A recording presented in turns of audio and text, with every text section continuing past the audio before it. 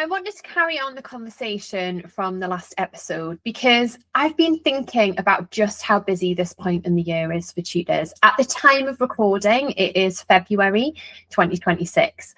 And we all know just how easy it is to get our head down and get on with it, because that's what we usually do. We tell ourselves that we'll think properly later, after exams, after this term, when things calm down. And sometimes that's exactly what we need to do.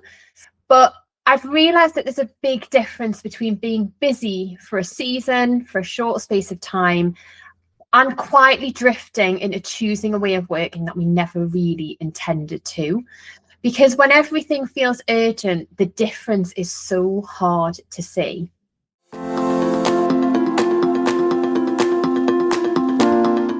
Now, you're listening to the Tutor Edit, and if we haven't met before, I'm Jane.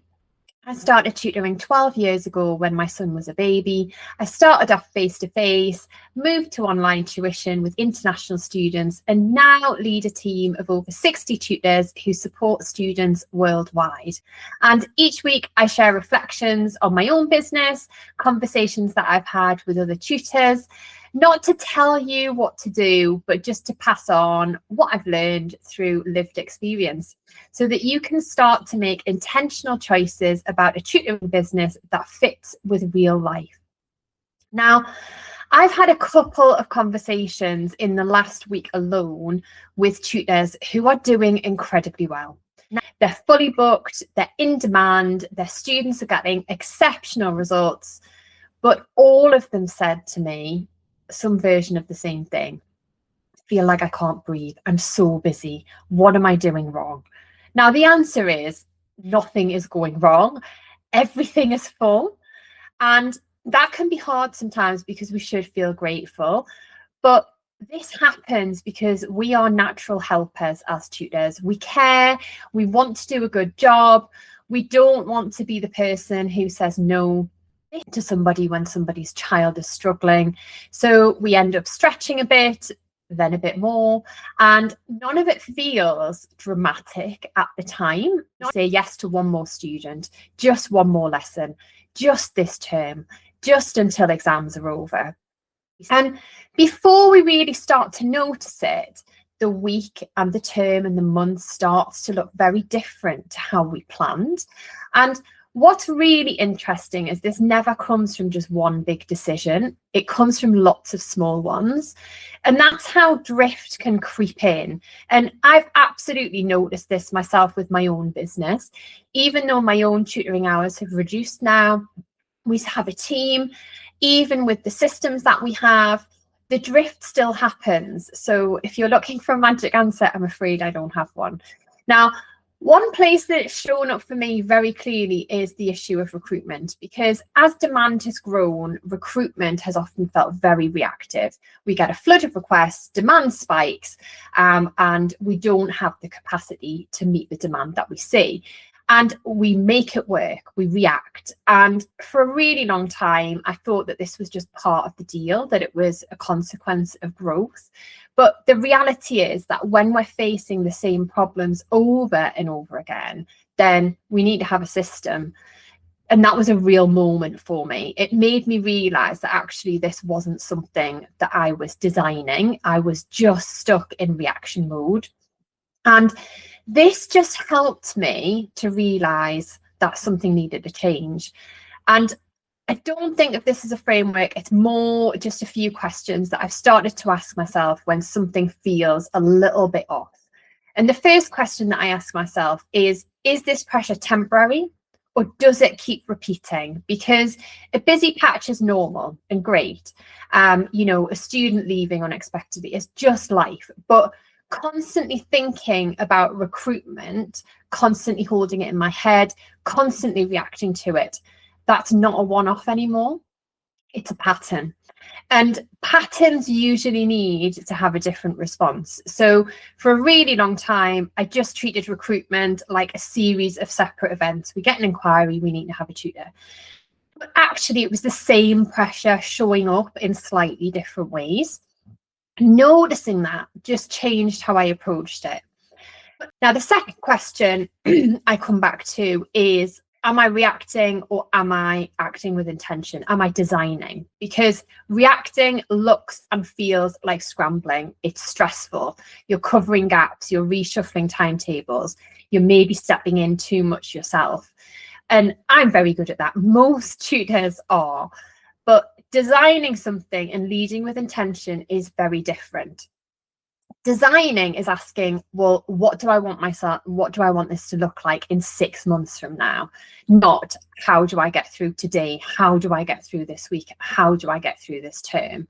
And if I take my example of recruitment, that's when things started to slow down, being clearer about what we actually need and just getting ahead of it, recruiting constantly instead of a reaction when people reach capacity.